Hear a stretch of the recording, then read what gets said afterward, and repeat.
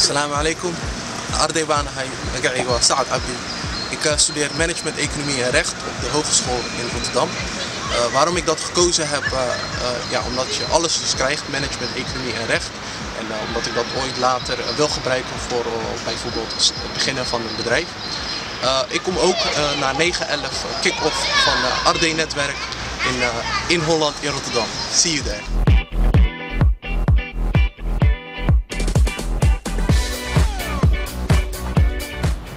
Arday Banahai.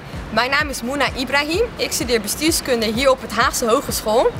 Dit doe ik omdat ik het een heel breed opleiding vind en zeer interessant. Ik hoop dat ik hiermee later iets voor Somalië kan betekenen.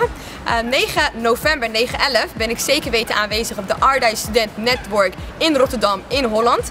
Ik hoop dat jullie allemaal daar te kunnen zien. See you there! Arday Banahai. Mijn naam is Abdinoor Mahmoud. Ik studeer bedrijfseconomie aan de Hogeschool van Amsterdam.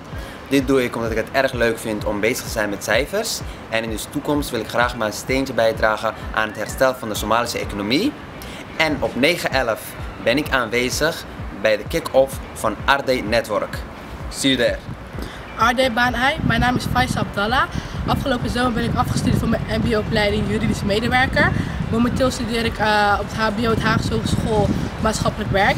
Ik heb voor deze opleiding gekozen omdat het makkelijk aansluit op mijn mbo-opleiding. 9 november ben ik aanwezig op de kick-off van Arday Studentennetwerk. Zie je daar.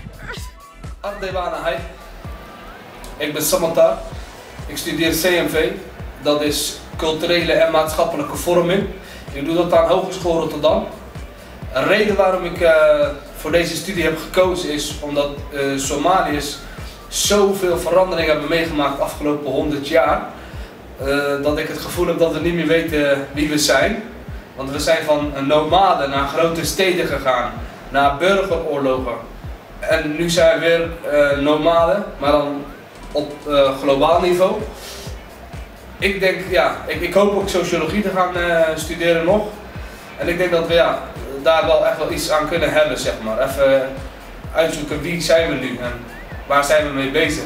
En hoe zien wij onszelf en hoe ziet de wereld ons. Kunnen we daar een beetje beleid op gaan maken. Ik ben er ook bij. Ik ben aanwezig, 9/11, kick-off van Arday Netwerk.